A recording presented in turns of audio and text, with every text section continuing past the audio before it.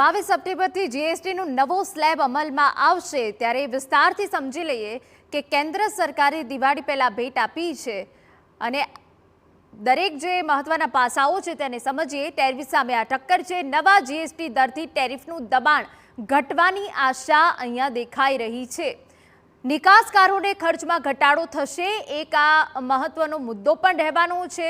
જે જીએસટીનો સ્લેબ ખત્મ કરી દેવામાં આવ્યો છે, આ ટેરિફ સામે સીધી ટક્કર છે અને ટેરિફ ઘટવાની અહીંયા આશા પણ દેખાઈ રહી છે। ભારતમાં જ વેચાણ વર્તા આર્થિક લાભ પણ હવે થશે। જે જીએસટી દર હવે નવો અમલમાં આવવાનો છે તેનાથી આ ફાયદો થશે। નિકાસકારોને ટેરિફના નુકસાનની ભરપાઈ થશે તેવી પણ અહીંયા સંભાવના દેખાઈ રહી છે। ભારતમાં રોજગારની નવીન તકો ઊભી થશે। આ મુખ્ય ધ્યેય હતો ટેરિફ ઘટાડવા પાછળનો કે જ્યાં ભારતમાં રોજગારની નવીન તકો હવે આગામી સમયમાં ઊભી થવાની છે અને હવે માત્ર બે જ સ્લેબ અમલમાં રખાશે, 5% અને 18%। જીએસટી ઘટવાથી શું લાભ થશે? તો સામાન સસ્તો થશે, મોંઘવારી ઓછી થશે। જો કે મોંઘવારીનો માર હાલ મધ્યમ વર્ગના લોકોને ખૂબ પડી રહ્યો છે। વપરાશ વધશે, રોકાણ પણ વધશે અને જો રોકાણ વધે છે તો સીધી તેની અસર રોજગારીને પડવાની છે। રોજગારોની નવીન તકો પણ ઊભી થવાની સંભાવના અહીંયા દેખાઈ રહી છે। આપને જણાવી દઈએ કે નવરાત્રિના દિવસે જ હવે નવો જીએસટી સ્લેબ અમલમાં આવશે। અર્થવ્યવસ્થા મજબૂત બનવાની પણ આશા છે। આ આર્થિક લાભ પણ થવાનો છે, રોકાણ વધશે, રોજગારી વધશે અને તેનાથી અર્થવ્યવસ્થા મજબૂત બનવાની આશા છે।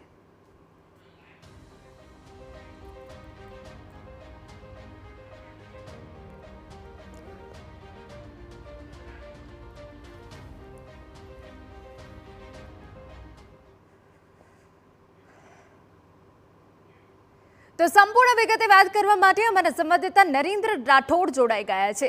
નરેન્દ્ર, આપની પાસેથી જાણવું છે, જીએસટીનો આ સૌથી મોટો નિર્ણય સામાન્ય નાગરિકોને સીધી અસર કરવાનો છે। નરેન્દ્ર,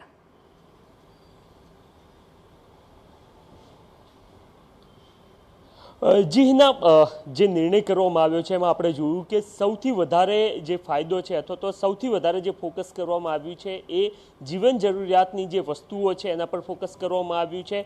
ચાહે દૂધ, રોટી અને પિઝા બ્રેડ છે એને જીએસટીમાંથી એટલે કે શૂન્ય જીએસટી કરી દેવામાં આવ્યો છે। આ સિવાય જીવન જરૂરિયાતની જે મોટાભાગની વસ્તુઓ હતી એના પર 12%થી લઈને 18% સુધીનો જીએસટી હતો અને એ તમામ મોટાભાગની વસ્તુઓ છે એને લગભગ 5%માં મૂકી દેવામાં આવી છે। ત્યારે આજે સમગ્ર એફએમસીજી સેક્ટર છે એના પર સૌથી વધારે ફોકસ કરવામાં આવ્યું છે। ત્યારે ગુજરાતનું જે એફએમસીજી સેક્ટર અને એના જે ડિસ્ટ્રીબ્યુટર છે એના ચેરમેન અરુણભાઈ આપણી સાથે જોડાયા છે, એમની સાથે વાતચીત કરી। અરુણભાઈ, નિર્ણયને કઈ રીતના જોઈ રહ્યા છો અને એન્ડ યુઝરને લાભ કેવી રીતના થશે?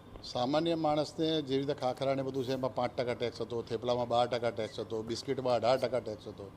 એટલે સામાન્ય માણસને પેસ્ટ છે, સાબુ છે, આ બધી વસ્તુ 18% ટેક્સવાળી હતી, એમાં 5% અને 0% કરવાથી સામાન્ય માણસના જનજીવનમાં 10% ખર્ચ ઓછો થશે। હવે એ 10% ખર્ચ ઓછો થવાથી એની બચત થઈ શકે અથવા તો એનું સ્ટાન્ડર્ડ ઓફ લિવિંગ ઉપર આવી શકે, એ માટે સરકારે બહુ સારો નિર્ણય કર્યો છે। અને સરકારે આમાં જે વસ્તુ હેલ્થ માટે સારી છે એ બધામાં ટેક્સ ઘટાડ્યો છે અને જે હેલ્થ માટે ધારો કે હાનિકારક છે, કોલ્ડ ડ્રિંક એવી બધી વસ્તુ છે એના પર ટેક્સ વધાર્યો છે। તો સરકારે આ વખતે કંઈ ને કંઈ જીવન જરૂરિયાતની વસ્તુઓમાં ફાયદો થાય અને લોકોની હેલ્થ વાળી વસ્તુ જે છે એ વધારે વાપરી શકે અને હેલ્થને નુકસાન થાય એવી વસ્તુમાં ટેક્સ વધારી અને લોકોની હેલ્થ અને વેલ્થ બંનેનું ધ્યાન રાખ્યું છે, જેથી કરીને લોકોનું જીવન જરૂરિયાતનું સ્તર ઉપર આવશે। ઓકે, આપ કહી રહ્યા છો, પરંતુ ભૂતકાળમાં એવું બની ચૂક્યું છે અને જીએસટી કાઉન્સિલની જે બેઠક હતી એમાં પણ કેટલાક રાજ્યો દ્વારા જે દલીલ કરવામાં આવી હતી એ દલીલ એ પ્રકારની હતી કે ગ્રાહકોને ફાયદો થવો જોઈએ, આનાથી કંપનીને ફાયદો ના થવો જોઈએ। આના માટે સરકારે શું કરવું જોઈએ? સરકારે કંપનીઓ પાસે જે આમાં પહેલાં બી એવું થયેલું છે, જ્યારે સરકાર ટેક્સ ઘટાડે છે ત્યારે કંપનીઓ ટેમ્પરરી ભાવ ઘટાડે છે, પછી મહિનો 2 મહિના થાય એટલે ભાવ વધારી દેતી હોય છે। એટલે આ ફાયદો એમએનસી પાસે જતો રહે છે। એટલે સરકારે કંપનીને ભાવ વધારતા પહેલાં આ જે ઘટાડો સરકારે આપ્યો છે એ પછી કઈ બી વસ્તુનો ભાવ વધારે તો સરકારની પરવાનગી લઈ અને એની કોસ્ટ ઓફ પ્રોડક્શન વધી છે એ બતાવ્યા વગર ભાવ વધારો ના કરી શકે તો સરકારે આ જે નિર્ણય લીધો છે એનો એન્ડ ગ્રાહક સુધી ફાયદો થશે। ઓકે, એક સામાન્ય ભાષામાં સમજવા માંગીએ કે કોઈ પણ વસ્તુ છે XYZ એને અત્યારે હાલ જે કિંમતે મેળવે છે અને ત્યારબાદ કેટલો ફરક જો 100 રૂપિયા લેખે ગણીએ તો થતો જોવા મળશે? ધારો કે બિસ્કિટનું પેકેટ છે 100 રૂપિયાનું છે, હવે એમાં 18 રૂપિયા ટેક્સ લાગે એટલે 82-83 રૂપિયા એનો જે ભાવ હોય એમાં 18 રૂપિયા ટેક્સ લાગતો હોય અને 5% ટેક્સ લાગવાથી એ 87 રૂપિયાનું થઈ જશે એટલે ગ્રાહકને એવરેજ 13 રૂપિયાની બચત થશે. ઓકે, તો આપ જોઈ રહ્યા છો કે જીવન જરૂરિયાતની જે મોટાભાગની વસ્તુઓ છે એમાં જીએસટી ઓછો થવાથી લોકોની બચત થશે અને એમને જે પ્રકારે ઉદાહરણ આપ્યું એ મુજબ જીએસટી જે છે એ 18% હતો, એ 5% થઈ જવાથી સરેરાશ કોઈ એક વસ્તુ જો 100 રૂપિયાની હોય તો એમાં એના પર હાલની સ્થિતિએ 13 રૂપિયાનો ફાયદો થતો જોવા મળશે અને આ ફાયદો જે છે એ ખૂબ મોટો કહી શકાય. આ સિવાય પિઝાની બ્રેડ, દૂધ અને રોટી પર જે અત્યાર સુધી ટેક્સ લગાવવામાં આવતો હતો એની પર હવે કોઈ પણ પ્રકારનો જીએસટી લાગશે નહીં અને એના જ કારણે એક સારો એવો ફાયદો થતો જોવા મળશે. આ સિવાય બીજી બાબત, કારણ કે આરોગ્યનો પર ધ્યાન રાખવામાં આવ્યું છે અને આરોગ્ય પર જે હાનિકારક વસ્તુઓ છે જેમ કે કોલ્ડ ડ્રિંક્સ, એનર્જી ડ્રિંક્સ, આના પર જે જીએસટી છે એ અત્યાર સુધી 28% હતો એ લગભગ 40% કરી દેવામાં આવ્યો છે.